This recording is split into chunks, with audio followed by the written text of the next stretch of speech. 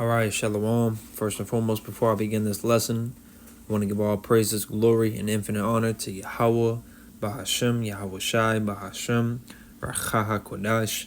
Double honors go out to the apostles and the elders, great millstone who rule and teach well. Shalom, Barakim to you brothers and sisters out there. Alright, this is Brother Malachi from the Great Millstone Nashville camp, and Lord willing that this lesson is edifying to the elect. For this lesson, it was really inspired by something that I was told at work today. And it was when I was dropping off. I was dropping off a delivery.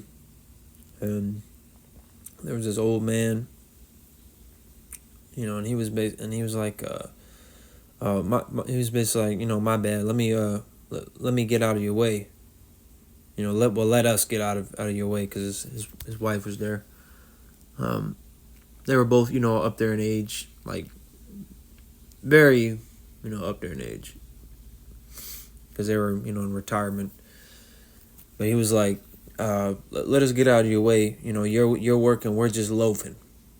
You're working. We'll get out of your way. But then he said something like, but your day will come too. So he was basically letting me know there's going to come a time when you're not going to be working no more, and you're just going to be chilling, hanging around, relaxing, enjoying life. And I immediately, took that in the spirit, like, that's the kingdom. That's when we're going to be able to rest from our labors, from our works, from our sacrifices, from the blood, sweat, and tears that we put in and day out for Yahweh by Shemel Shai. We are going to reap our reward, because you reap what you sow. People always use that for negative things. Why don't we use that for positive things?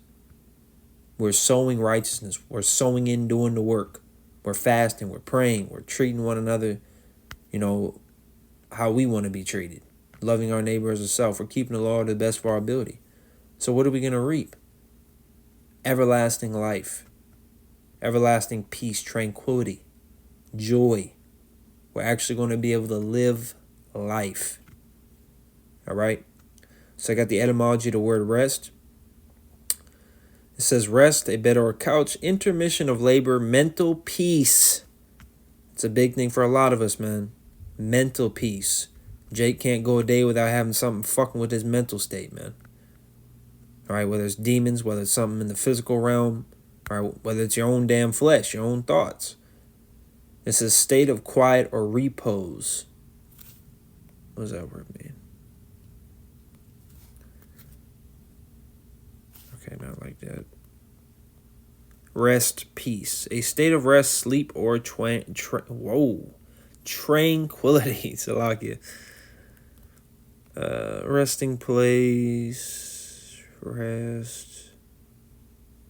Absence or cessation of motion. That on which anything leans for support, thing upon which something rests. No, that's not it. So yeah, basically just rest. Just being able to be at peace.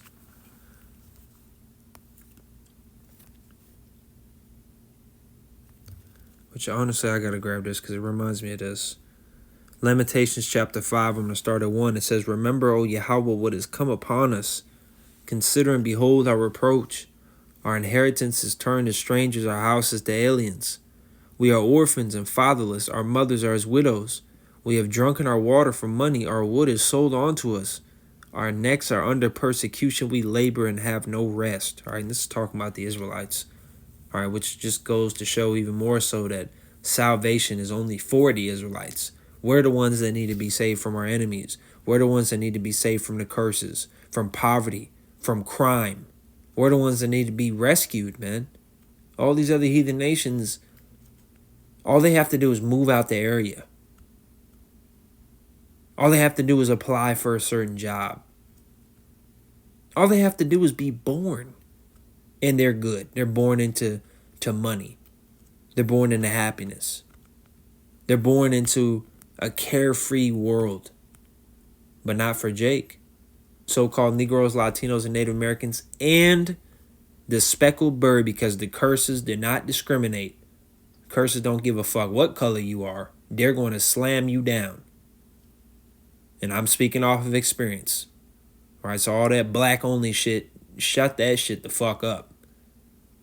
We not trying to hear that shit over here. Okay, and I'm speaking on behalf of all the Israelite foreigners. We go through hell just like you. It might not be the exact same type, but we are all Israel is fucked. Right, from the head to the foot and everything in between.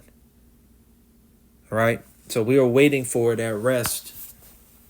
We're waiting for that tranquility that Yahweh Shema Shai promised us, but it will come. Habakkuk 2 and 3, though it tarry, wait for it will surely come, it will not tarry. All right, it might take some time. It's not going to take too damn long. It's going to come. Yahweh Shai is going to come with healing in his wings, as it says in Malachi, the 4th chapter. All we got to do is continue to fight and endure and maintain stability. Right? When the Lord said endure, he's not saying you got to be laughing and have a smile on your face all the time. What he means by endure is continue in the ministry no matter what. Persevere. All right, there wouldn't be nothing. If it was a cakewalk, what would you be enduring? You don't endure a good time. It doesn't even make any fucking sense. Yeah, I'm about to go hang out with my friends and drink and bowl and eat some pizza. Hopefully I endure. What are you enduring? That you're having a good time. You're chilling. You endure hardship. You endure pain, suffering, despair, depression. That's the things that you endure. That's the things that you have to overcome. You don't overcome a pizza party. So this is what, I mean, whether you're in the truth or not, if you're an Israelite, you're going to suffer. You might as well suffer for righteousness, like that one motivational video. You're already in pain. You might as well get a reward for it. You see? Because part of Hebrews 11 and 6, when it talks about how the Lord requires us to have faith, it says that we have to believe that he is a rewarder of them that diligently seek him. You got to believe that you're going to be rewarded for this. You're not just doing it for nothing. All right. First and foremost, we're doing it because it was our whole purpose of creation. Ecclesiastes 12 and 13. But above all, well, not above all, Salaki, but also included with that, we're doing it so we can have peace. We're doing it so we can actually enjoy existence. Because right now, existence is pain. All right, right now, being on this earth is a burden, to the point where even Apostle Apostle Paul, goodness gracious. I don't know, I was thinking Apostle Paul and I was going to say Apostle Paul and that came out. Apostle Paul had said that he's stuck between two. He doesn't know which one is better, being here or being dead in the spirit realm with Yahweh Shai. And he said the reason why he would want to be here is for the elect's sake.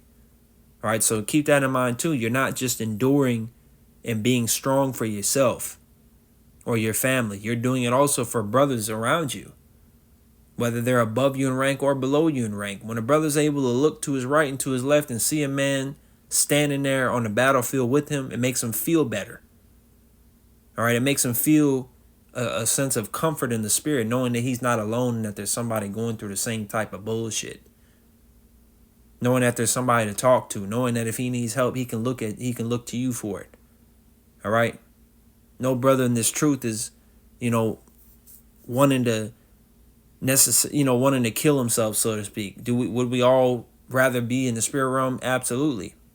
But it's necessary that we're here. All right? The Lord is going to take the souls of the men and the women who he wants to before the time of Jacob's trouble, like some beloved elders and brothers who have passed. The Lord called their spirit back. But for the majority of us, we're meant to be here as an example. All right? Be optimistic on top of that. We need to continue to fight for this reward, which they're going to receive it first. The dead in Yahweh Shai will rise first. All right, but the scriptures also talk about men and women being beamed up. You see? Now, whether that's us or not, fight.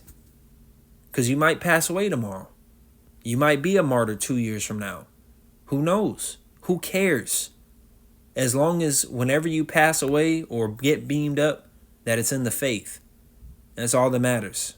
So that your works follow you, so that you didn't, put Hamashiach to an open shame.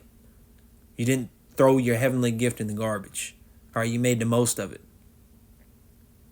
Okay? I'm going to get this scripture as exhortation as well, just to remind you of what you're fighting for, because this is honestly one of my favorite, if not my favorite scripture. Revelations chapter 21, verse 4. It says, "And God shall wipe away all tears from their eyes, and there shall be no more death, neither sorrow, nor crying, neither shall there be any more pain, for the former things are passed away." Is that talking about right now? Absolutely not.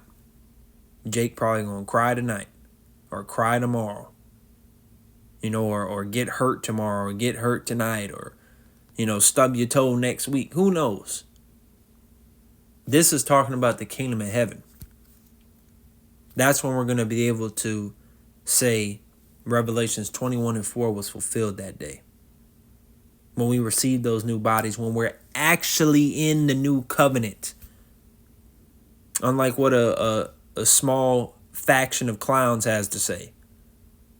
When we get those new bodies and we're actually completely transitioned into the new covenant, that's when we'll be able to say there's no more pain. There's no more suffering. There's no more teaching our people anymore who they are, because we're going to be programmed with righteousness. We're going to have that heart of flesh. All right? So just continue to fight, continue to strive for the mastery, press toward the mark. All right, I'm going to get this as well. I know it's a Christian cliche. All right, but fuck them. All right, let's apply it to our walk. It's our scriptures. After all, it's not theirs. Don't let them steal this from you. All right, Philippians 4 and 13, "I can do all things through Yahushua HaMashiach, which strengtheneth me." You can do all things. All right, I believe it says in Luke 1:2, with God, nothing is impossible. All right? And then the Most High, in the book of Sirach, he said it's nothing to make a poor man rich. On the snap of a finger. He's got us. He's going to take care of us. All we got to do is make sure we continue to put forth effort. All right, so Lord willing that this lesson was edifying. Before I close, I want to give all praise to Yahweh B'Shem El Shai. Double honors to the apostles, Elders, Great Millstone. Shalom.